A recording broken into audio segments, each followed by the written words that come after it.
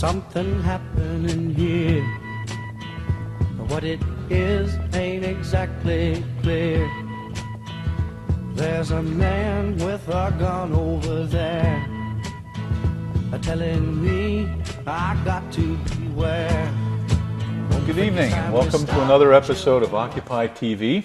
I have with me this evening Jean Stacey, and we're going to talk about the city's Opportunity Eugene Homeless Solutions Task Force, which had its final meeting on Friday. And in a week or so, we're going to be presenting, or the task force will be presenting its report to the City Council. So, what happened? Well, a lot happened, and it had its beginnings really back in December of last year of 2011 when the Occupy camp was shut down.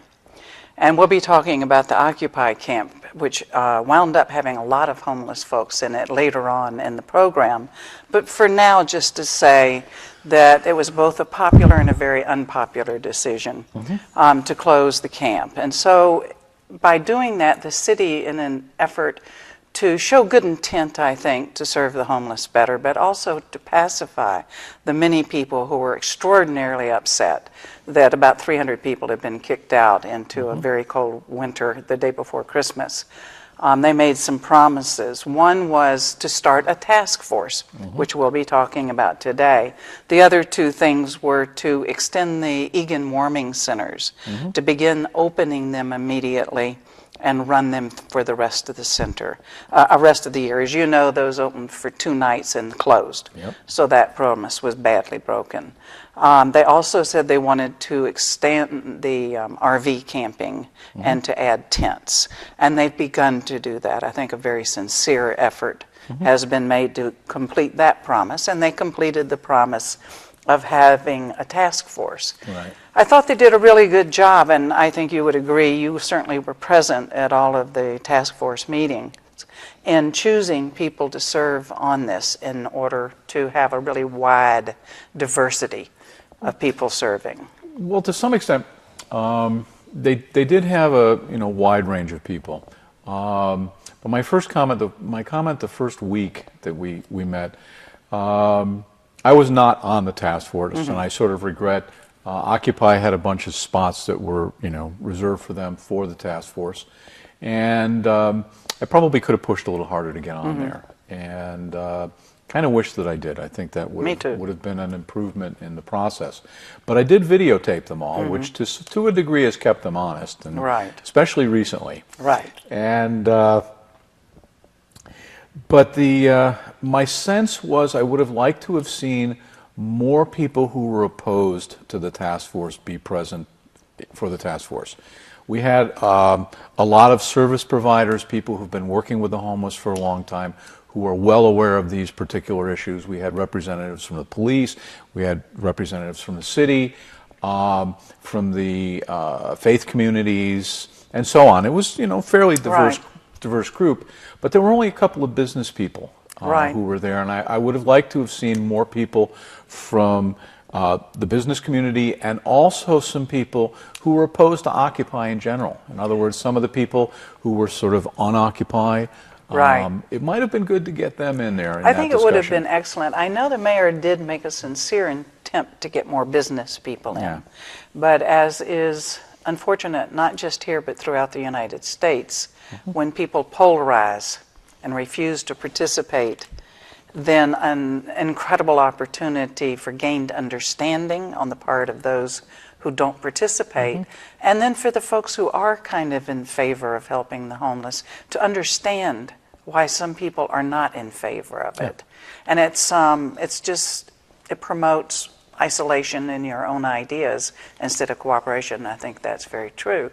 I was saddened, for instance, that there were no more people of color.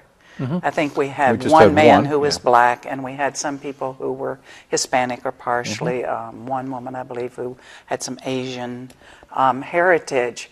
But then I thought, if we'd had a whole lot of minorities here, it wouldn't have been representative of Eugene. No, it wouldn't. Because we are not a town with much minority. This is about as white a place as you can get. It is. And I think largely because For example, the Ku Klux Klan was very active in this area until recently. There were the sundown laws, Right. Among other things, and that kept people out. Right, and we could go on and on. We both have, I think, a lot of perspective on the issues surrounding race here and the refusal to even recognize that we have issues of race around exactly. here. But to focus a little bit more tonight on this task force, and why was it necessary, other than as something to offer the community, kind of to say, oh, we're so sorry we closed down that camp. Well, we have, as you know, Joe, just an enormously increasing homeless population. Oh, absolutely. We think right now, just in Oregon, we have over 98,000 people who are homeless, and a lot of those are in Lane County. We have the biggest concentration per capita.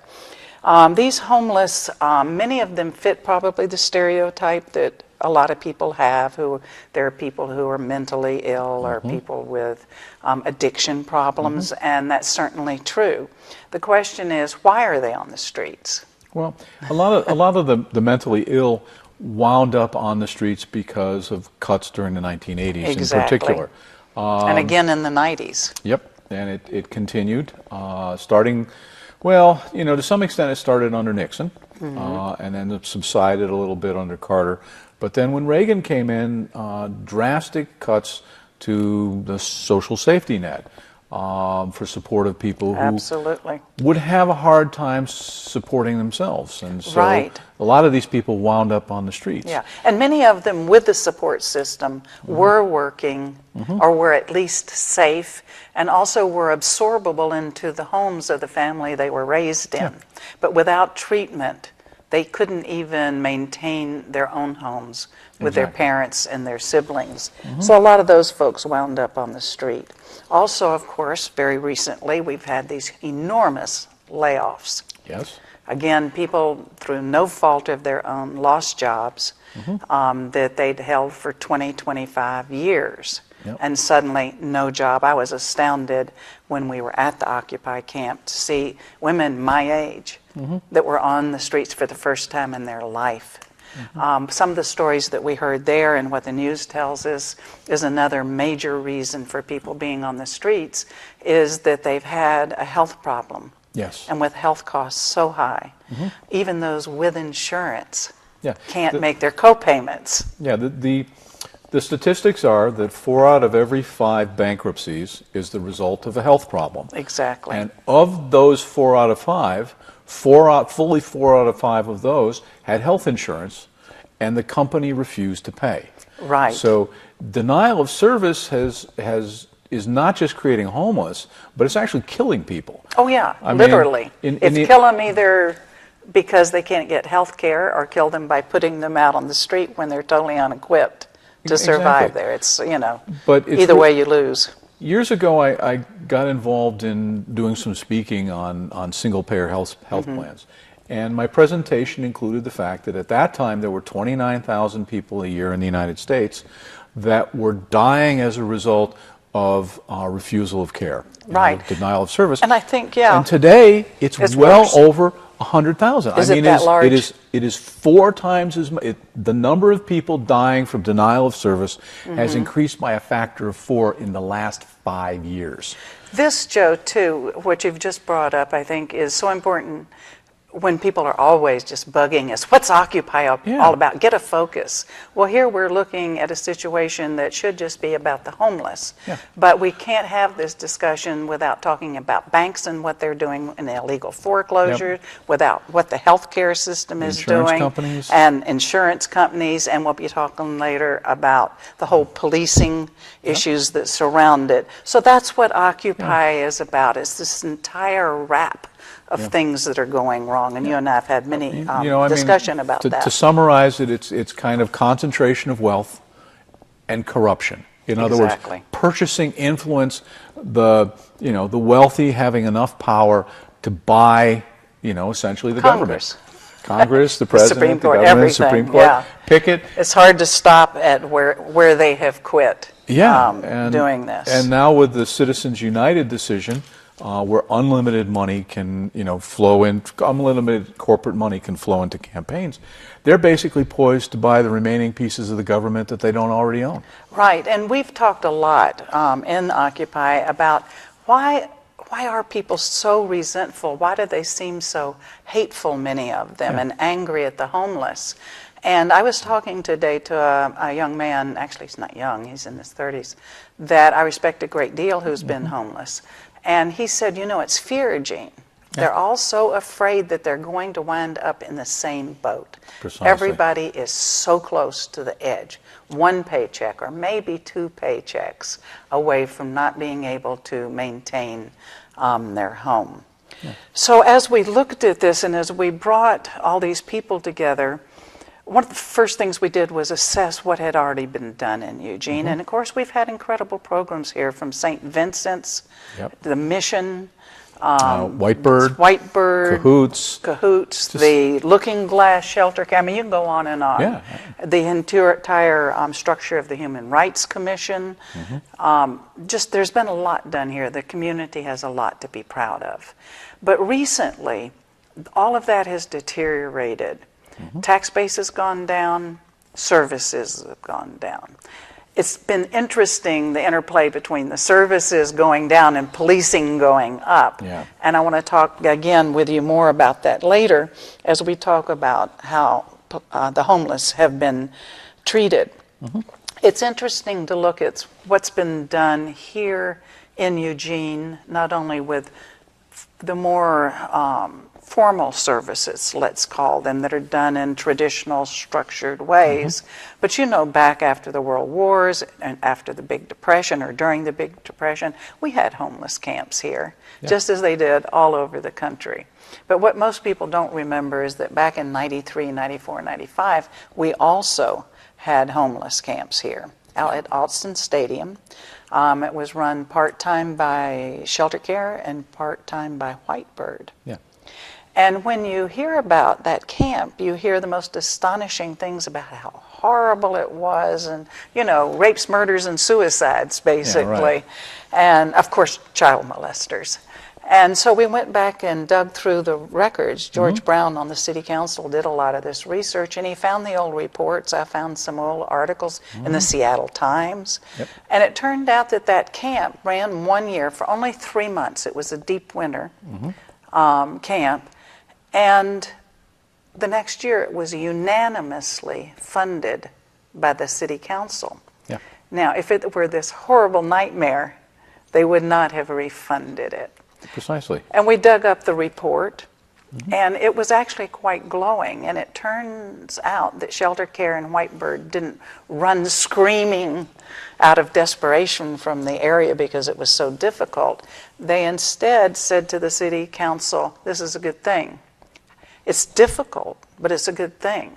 But we can't stay with it unless you're going to let us do it for 12 months. Because by the time we recruit people, we train them, we put them in place, the 3 months is almost gone. And they know status quo that's good as established. Plus the people living there know they're leaving in 3 months. So even though the camps worked very well, there were no police removals. You're going to have problems in a camp. There are problems on the streets. We just can't see them until they show up in the emergency room or jail. Yeah. Let's talk about the Occupy camp for a little while. Right. I wanted to come to it a little bit, too, to talk about the things that existed there. And the fact that this camp that we're talking about, 93, 95, didn't exist in isolation. No. There have been camps all over town, and we talked about this at the task force, that there are literally hundreds, probably thousands of people camped in Lane County right now in various camps. And the problem is, of course, there are no potties. Right. So the disease issues are paramount. There's no dumpsters. Yep. So what do you do with all the garbage, even if you want to be responsible? And the single greatest problem in all of the homeless camps, not only here, but nationally, is police interruption and making the camps go away and have to reestablish somewhere else. They always reestablish. Well, that's So because there's the nothing people, served. Yeah, that's because the people are still here. I mean, They're still homeless. Betty Taylor said it. She said it several times. Mm-hmm. Where did they go? And one night at the city council meeting, she said, "Are you willing to kill them?" Mm-hmm. You know, in other words, you can keep displacing them and displacing them and displacing them. They have no place to go, so they're just going to find another place. And the only way to solve it with that model is to round them up and kill them. Right. Are we willing as a society to do that? Is that what we want to do? And there are people that I've spoken to who say, yeah, that's the solution. That's just fine. I know, and that's frightening. Yeah. What the task force is doing, and I think its most important job, is that it gives the city council somebody to listen to. Yeah. Besides the people you're talking about. Because the folks you're talking about are generally people that are very high on this crest of profits over people, as we say. So we need a really large group of people, and we had them in the task force, to say, we're a counterbalance to that attitude.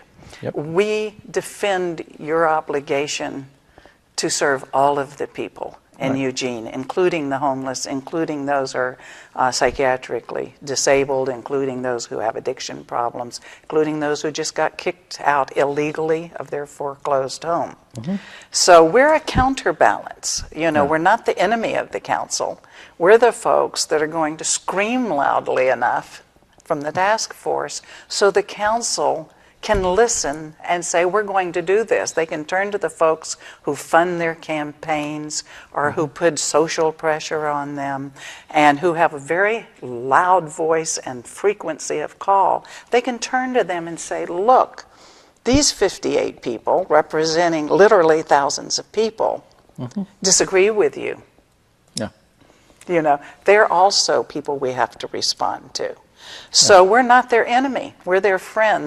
We're the people who say, you can do what you know is right because we're here. We're your supporters too. And I think that's what the task force offers the city council and the mayor is support on the political diameters of things.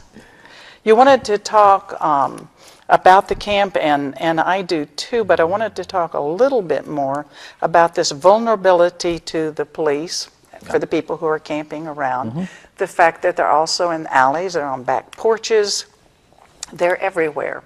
And part of where they are is downtown. They're downtown during the day. They're there because lane transit's there. Every bus in town goes through there. The library is there, which is one of the few warm places that they actually get to go into. To go into. LCC is there. I was shocked at how many of the people who are homeless are actually enrolled in LCC. And of course, most of them are in the downtown campus, so that's there. The diner, the only free hot meal served in this area is downtown. Outside, opposite the Wow Hall. Yeah, so everybody, you know, can't be surprised that the homeless are there. And that once there, they interleague, they network, they communicate. They have all the things that they camp with that they have to bring in. Yeah, they their have to haul their entire existence with them. If they leave it out there, the police will tear it up. The police will take it, or it won't be there when they come back. Yeah. So the downtown has, you know, it's had severe problems. I think at one point there were a lot of criminal acts going on. Yeah. But as you know, we did a pretty intense observation of police reports in January, and we found that in reality, that's citations for crimes, as you and I know them, aren't happening. It's all victimless crimes. Well, we have a couple things going. Number one, the police, although it's been really difficult to pry information out of them. Yes, it has. Okay, but they've actually come out and admitted that while the Occupy camp was open, crime in the downtown dropped by 90%. That's astounding, isn't it? Yeah, I mean, it basically quieted the downtown. And I remember walking around down, and it was deserted. It was quiet. I know. Because the people were at the camp. They had a place to be. You know, there's that phrase, a place to be. But they had a place where they could leave their stuff and wander around on their own, and they sort of formed into these little clusters where one person was always in the tents around the tarp, so Right. nobody would hassle their stuff. And so they were guarding their little campsite. And so if there were 10 or 12 of them living in this little group, or even more, 20, 25, then 24 of them could go out, and interact with other people while one of them stayed behind. Right. And so it simply, now you've got, instead of them pushing shopping carts around and hauling it in backpacks everywhere they go. I mean, one of the big problems with being homeless is your life becomes this series of hauling your stuff from place to place. And you've got a sleeping bag and maybe a tent if you're lucky, and a blanket and some clothes and this and that. And now you have trouble getting on buses. Right. Okay. So you've got, And you frequently have a dog to protect you. Yes. Dogs are a problem because, to a degree, if the homeless are being harassed, what do they do to protect themselves? They get a dog. Exactly. But to warn them when the police are coming up, or if someone violent is coming up other than a policeman. And the other thing is choice of what type of dog. So we have lots of pit bulls in the homeless community. Why? Because they're being attacked by the police regularly. Right. So it's one of those things where it's an arms race. Where that's I'd never thought of it that way, it's an but arms it really race. is. Yeah. And of course the police always win. That also explains, I think, why so many of the tickets, for instance, I just learned that over by the university, it's illegal to let your dog walk on the sidewalk, a public sidewalk. Yeah. And they're trying to pass that for downtown. Yeah. That would mean I can't walk downtown with my dog unless I happen to be a legal resident, which I don't know if that means a legal resident of the downtown or a legal resident of anywhere in Eugene or Lane County or Oregon. Yeah. That hasn't been said. But the point is that they're just making all these laws. They took out all the benches, Joe. Well, yeah. Now, who Why? sits I know on that. benches? People my age. Yeah. Most of the homeless are so used to being sitting on the ground or on their duffels, they sit anyway. The only people they've chased away are people like me who are only comfortable on a bench. Yeah. And they have the most ridiculous laws, and they're not accidental. Every now and then, someone on the council or someone on staff will seem very surprised.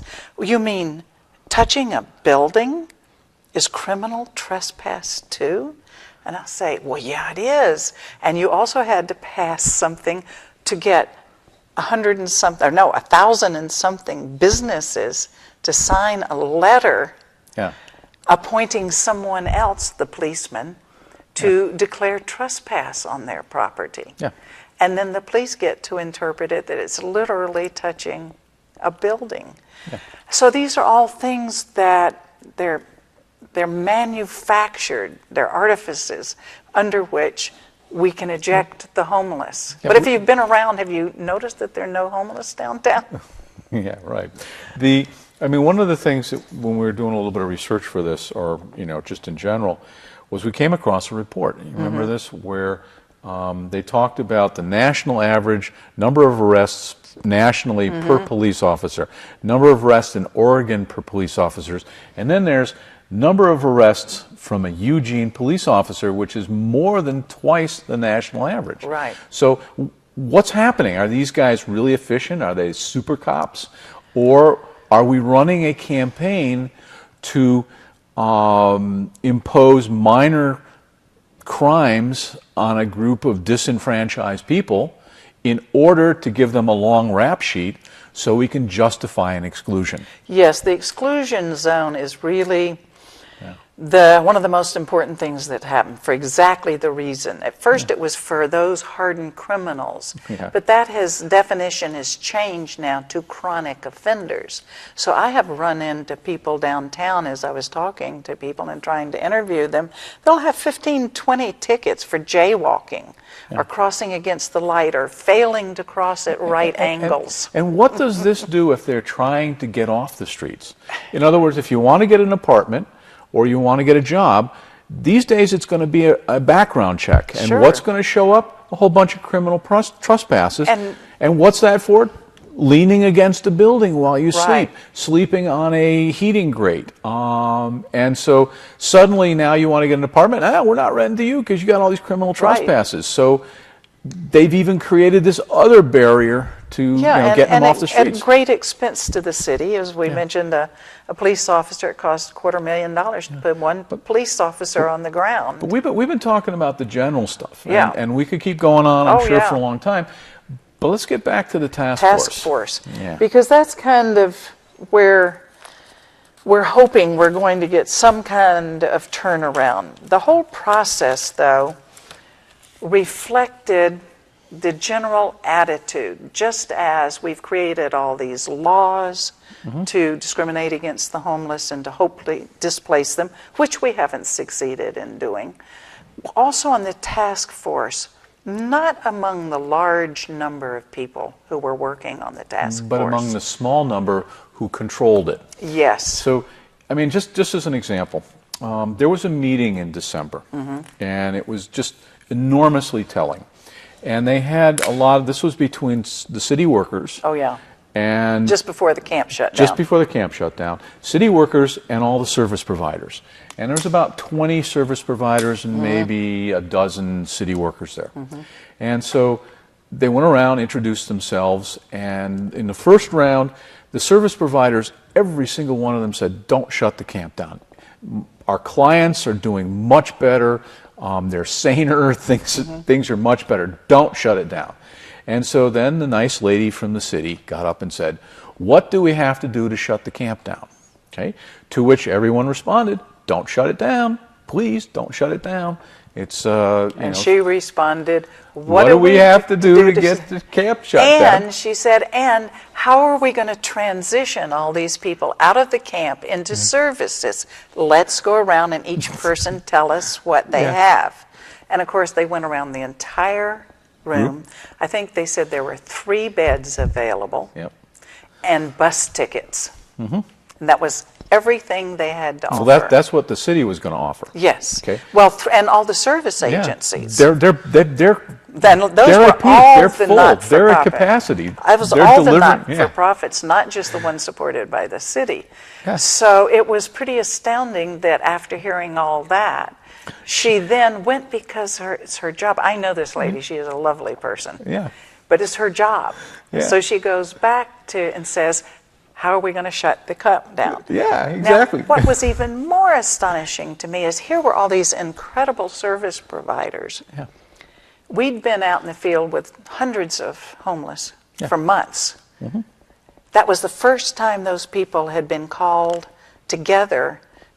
Never had they been. It was the second time they were called together. The first time they were called together had been about 2 weeks before, again to discuss how they were going to shut down the camp. They never pulled them together to talk about how are we going to help this camp. Yeah, exactly. It's doing great stuff. Now, a lot of them came out and helped us anyway, but they were doing it on their own time and were almost afraid to be caught out there helping us because of the obvious imperative to shut us down. So all of that mood that you're rightfully constructing here was present at the task force as well. Exactly. So what would happen is, and I got this all on videotape. I know. Okay. So and we've transcribed a lot of it. Yeah. And so what would happen is we'd have a meeting and it would talk about we need a place to put the homeless. So we need a camp of some nature where they can leave their stuff and sleep and exist and poo and peep and all that. Right, because the Mission, the Egan Center, all of those let folks come in around 5, 6, 7 o'clock at night, and they have to leave by 8 o'clock the next morning. So they have to haul their stuff around again with them.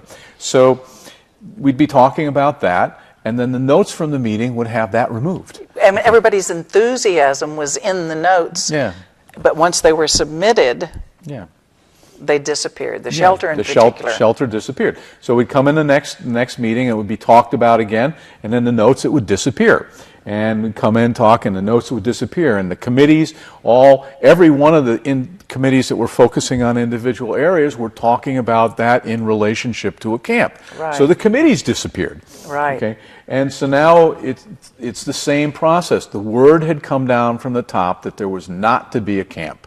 Right, and all the committees were stopped. We had several meetings, and I called the facilitator because they were supposed to have sent us our next date. And she said, "Oh no, we've decided to cancel that." Who's decided to cancel that? Yeah. Well, we just thought it would be better to wait. Well, I said, I don't think so. Let's go ahead and meet. And then I found out that all the committees had been canceled. And sure enough, we showed up at the next full task force meeting, and it was a brainstorming session. Yeah. Everybody moving from station to station, and everything that the committees did was laid aside, and we started from this 0 point of a brainstorming session, and that brainstorming session, without any massaging, laid the groundwork for the rest of the task force. And I think they were just hoping we would forget certain things, that they would get lost in the shuffle. Right. But of course they didn't, because it wasn't just a few people. And It was almost everyone that wanted this camp. I think to some extent they were hoping that the task force, that we would run out of energy. Right. In other words, that we would go away and they could just cancel it out and be done.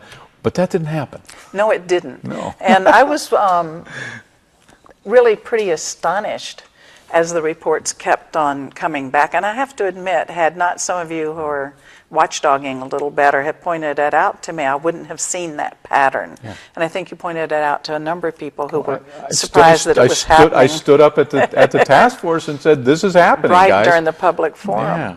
So it was a hard thing to get our hands on. And then there was a planning committee that met before every task force meeting to kind of try to pull things together and send them on to the task force. But there was never enough time to see that what came out of the planning committee minutes was what had actually happened in the planning committee. So we had more problems there.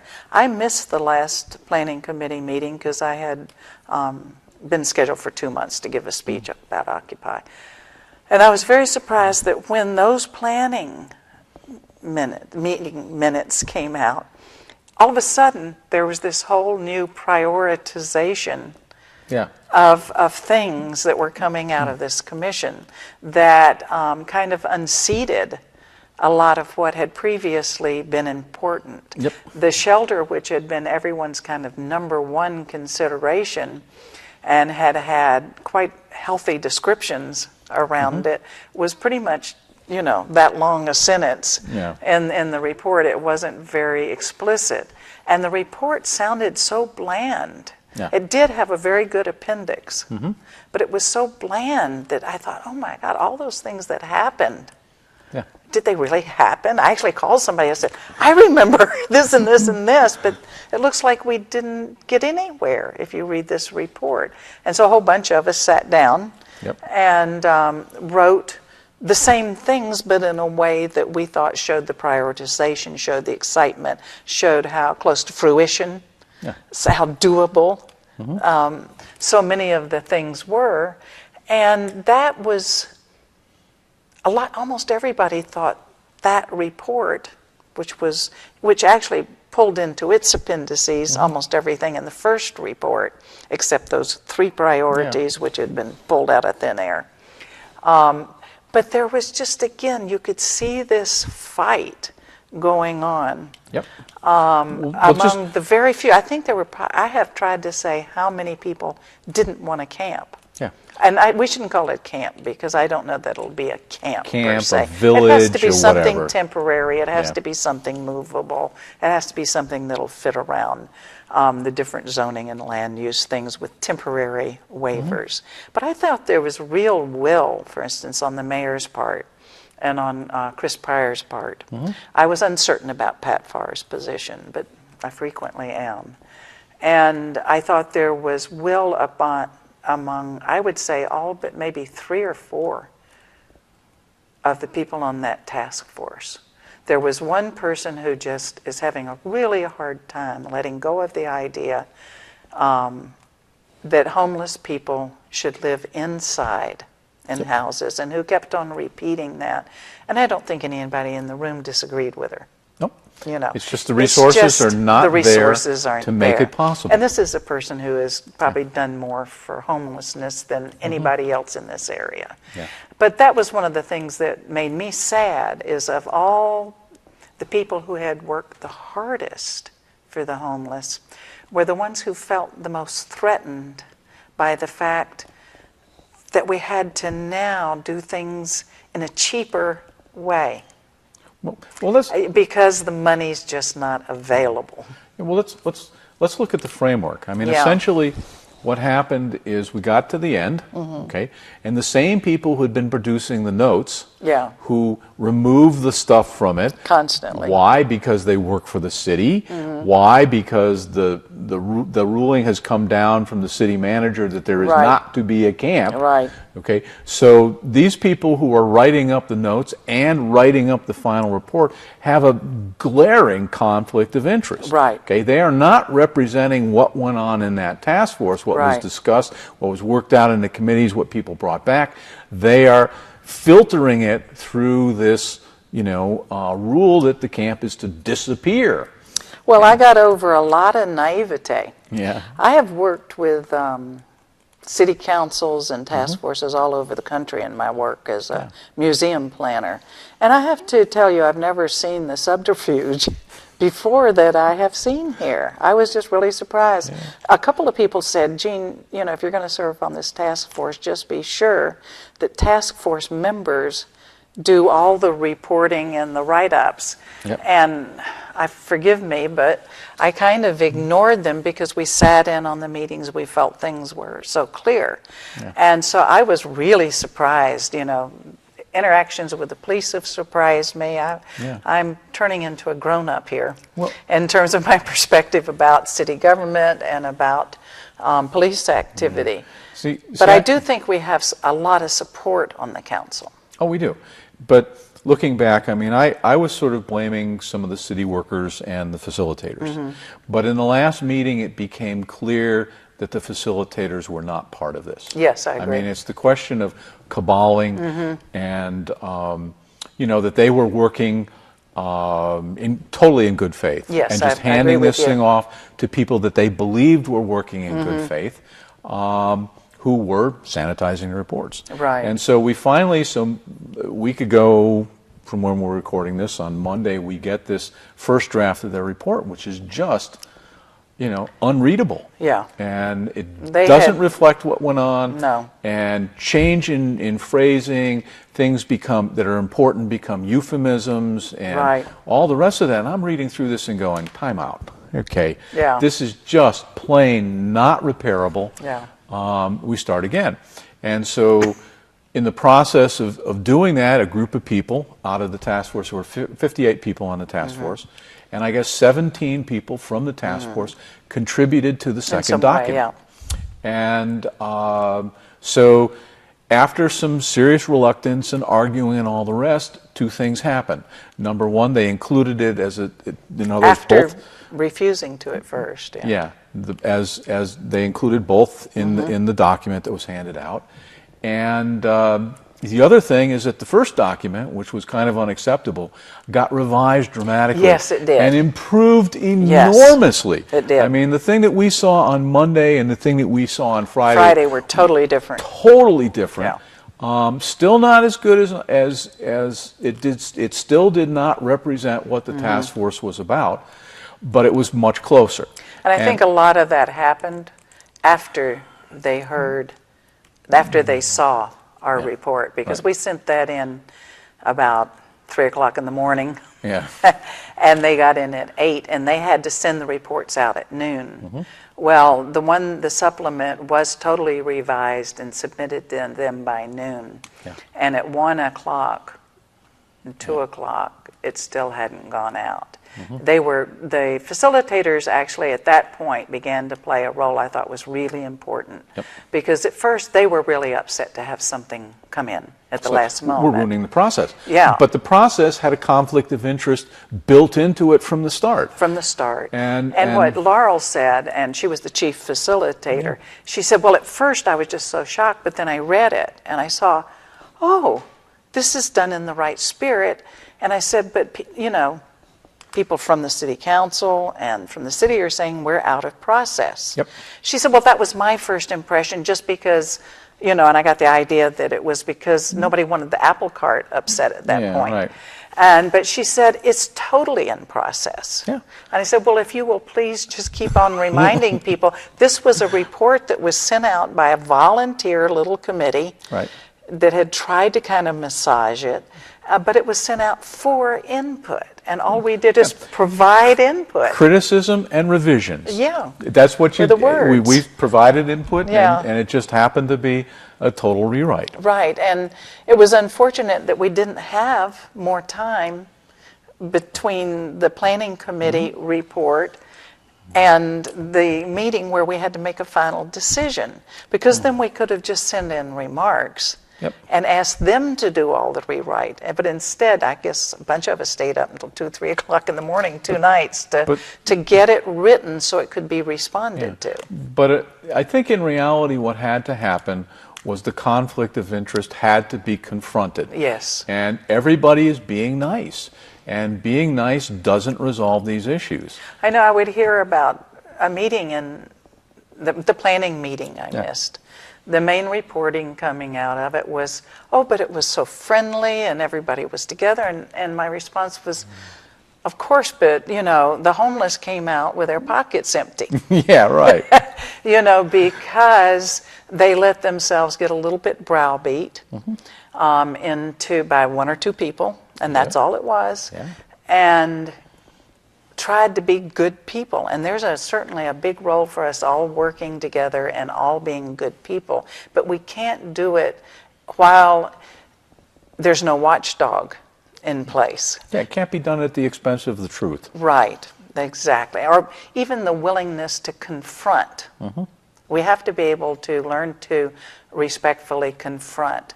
And it's interesting because some of the people who were involved are some of the activists that I respect most in my life. I mean, they're people who have accomplished great things. But there's something about working with task force and the city council, I think, that makes it very hard for all of us to wear our activist hat and not to want to be the people who can advise the council. I think we'd all prefer to be in the role of advisors, which we hope to be in the task force, instead of in the role of watchdog. But I think that's a really good place for a transition. The only way that you can be in the role of an advisor is if you represent a large block of people. And so the job on our part is we now have to go out. There's huge support for this kind of thing. There is. I mean, there are people who get it, that we've literally been spending millions of dollars harassing the homeless, who are still here, hasn't solved the problem. You can't solve the problem until you start killing them. And we're not willing to go down there, and I don't want to go down there. But that's the reality. In other words, the hard-hearted, we're just going to beat them up and take their stuff until they go away, because they can't go away. And what did it take? It took a man dying to have the Eugene Warming Center start. I mean, the Eugene Warming Centers are named after him. But the task force has taken some really great steps. Among them is they're saying you've got to keep either this task force or some of its members. I heard a lot of talk about it would be a shame to appoint a whole new commission to take this on now. We should take the people who came to all the meetings and went to all the committee meetings and hung in there and see if they're interested, first of all, and then see how we had to augment that commission. They've also talked about improving health care. Again, the strategies are pretty nebulous. They've talked about changing laws and ordinances because, you know, that one's huge. That one's enormous. It's enormous. And one of the things that would be just immense would be going back and reviewing all those tickets and citations and arrests that have been given to these people and just cancel out the ones that were given purely as a status crime in order to run up a long rap sheet in order to justify an exclusion. I tell you, it would totally clear the courts, which are running way behind. This is an expensive program. Yeah, I mean, because they can't pay their fines. Yeah. You know, they can't pay the citation cost $180 a time. Yeah. They can't pay it. They don't have the money. So they're not even paying their own court costs. Right. And much less for the overnight jail stays. So it's just a really ridiculous situation. It's a staggering amount of money to accomplish nothing. Yes. And to be mean-spirited while doing it. Well, it makes the homeless extremely angry. Like, It makes duh. those of us who were previously pretty enchanted with Eugene. I chose Eugene back around the millennium. I didn't grow up here. I chose it. I moved here from Florida. It makes us pretty disillusioned about who we are and what we are. And I think there's just too many of us that are kind of waking up and saying, no, this isn't going to be what we want it to be. You know, I know some of these commissioners, as the council people, as people. You know, they don't want the homeless suffering. You know, they don't know what to do. They know they don't have any money, and they haven't figured out yet that it's not money alone that's the answer. I think our medical tent is one of the most important proofs of that. The medical tent that started in the Occupy camp, all donations. We had volunteer doctors, volunteer nurses, volunteer EMTs. Camp shut down. That's denied to all the homeless. Well, the doctors and the nurses and the dentists were getting a little freaked out because now they were intimately aware of the suffering that's going on. They had clients. Yeah, they knew them as people.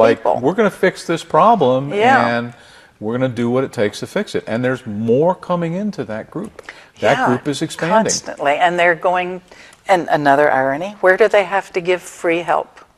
Free medical help. No charge for the doctors, no charge for the medicine, no charge whatsoever.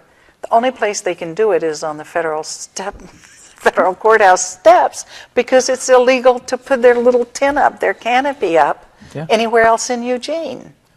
It's illegal to give out free medical service in Eugene. You have to go to the federal courthouse. That one is, I think, a real alarming situation. So we're going to fix some of the laws, because the laws, of course, make it impossible for people without homes to sleep anywhere in Eugene. Even lying down on a sidewalk is given a ticket. Even if you're not blocking pedestrian traffic, you're still given a ticket. If you sit down under the eave of a building, that's criminal trespass. So, and the benches have all been removed. And like, you're supposed to get off the street. I mean, here you are, you're sleep deprived. Okay. Now, what does that do to your sanity? A lot. So, you know, it's like the situation is bad enough. And the belief on the part of some of the people that produce this is that people are on the streets because of some choice or because of some moral deficiency or whatever.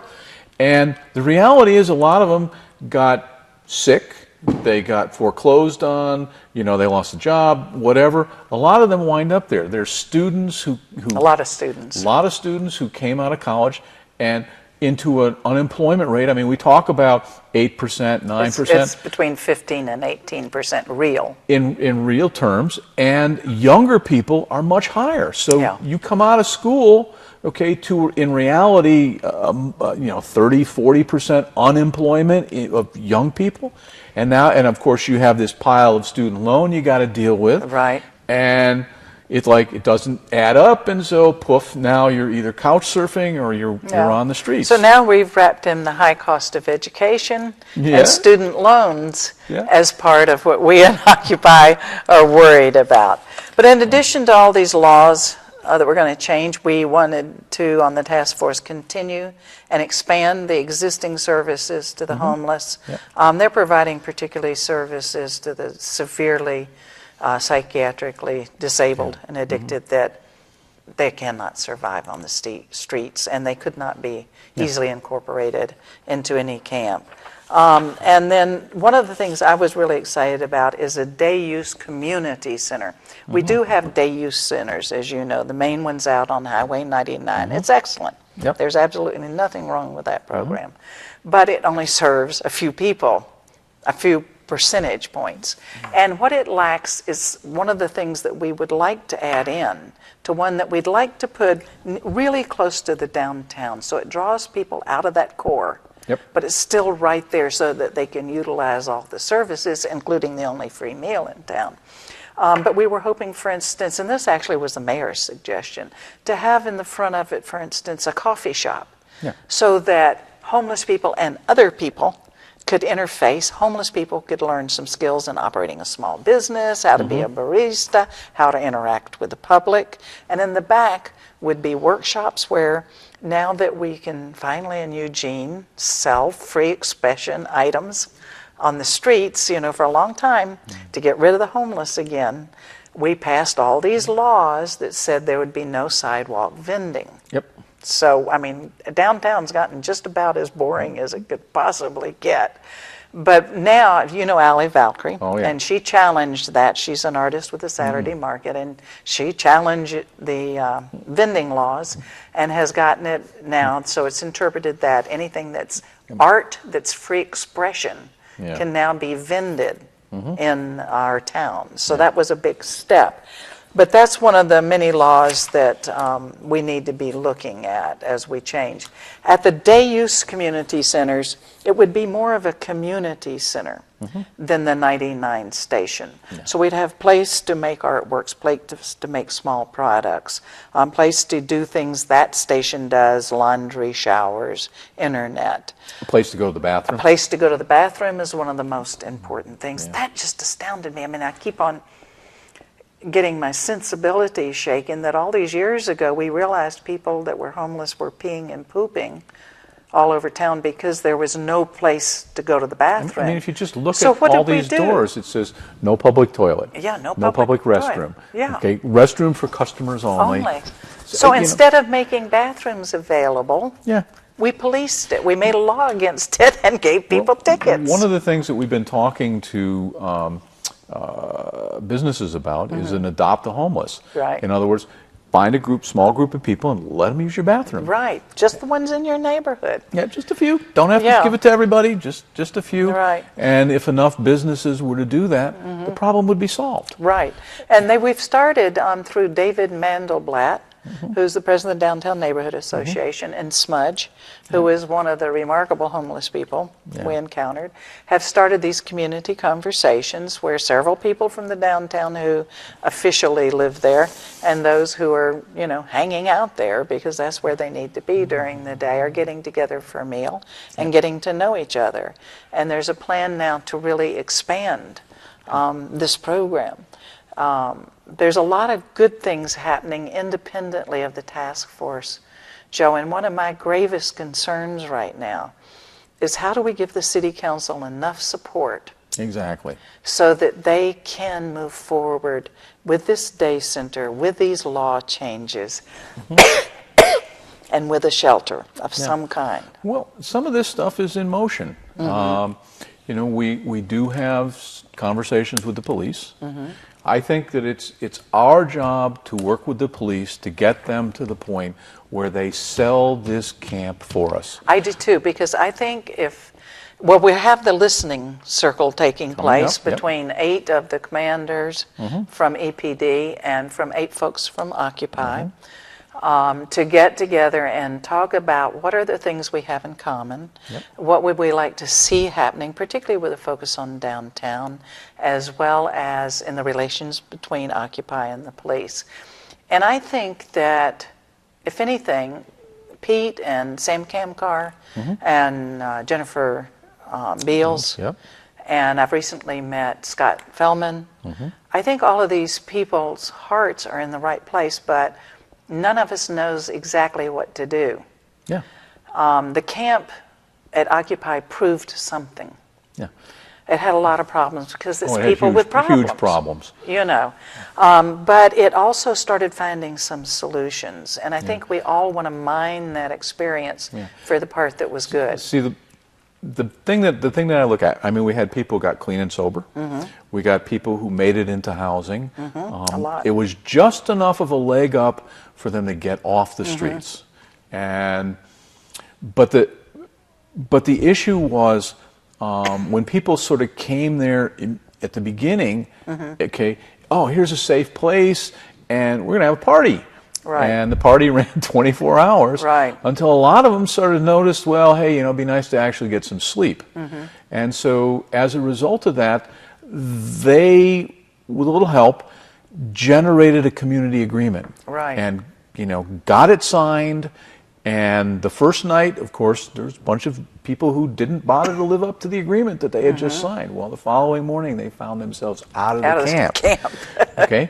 And the following 2 days, the place was dead quiet. It was wonderful. It was at night. You know, there were quiet hours at night, and then the police moved in. Yeah. And disrupted the camp. I and the whole remember thing. those nights so well because I used to go down with Lucy and my partner and take our lawn chairs, and we'd sit in the main path of the camp at night because it was very active at night.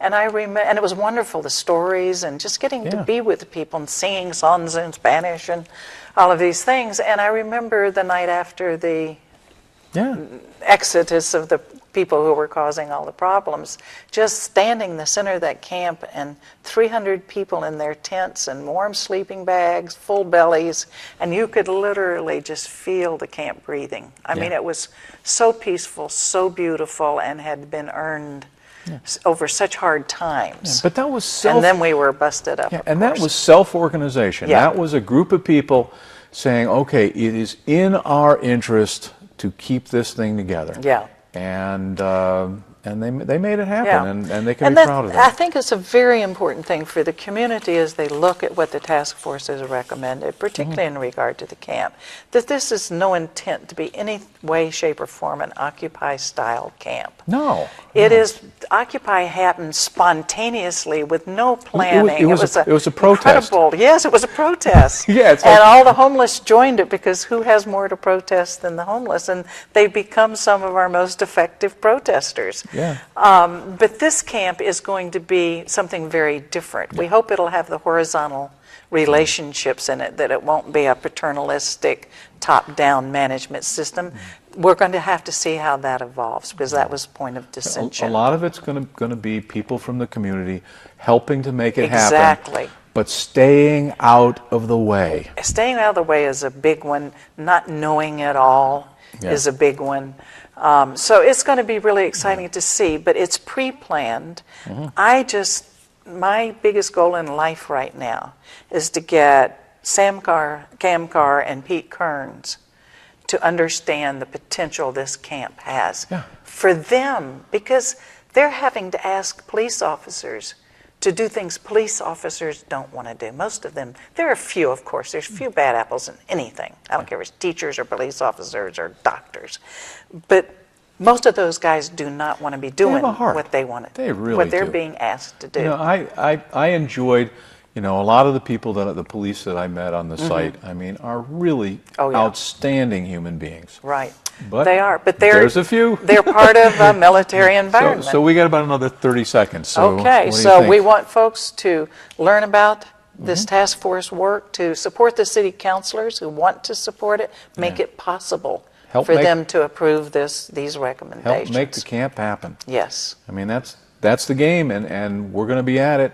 Summer's coming. We're going to be knocking on doors. We're going to be talking to people. So you've just survived another episode of Occupy TV and with Jean Stacey and Joe Tyndall. And come back, see us next time, and good night.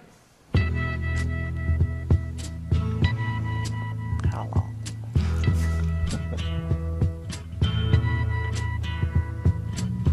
There's something happening here. What it is ain't exactly clear. There's a man with a gun over there, telling me I got to beware. I think it's time we stop, children.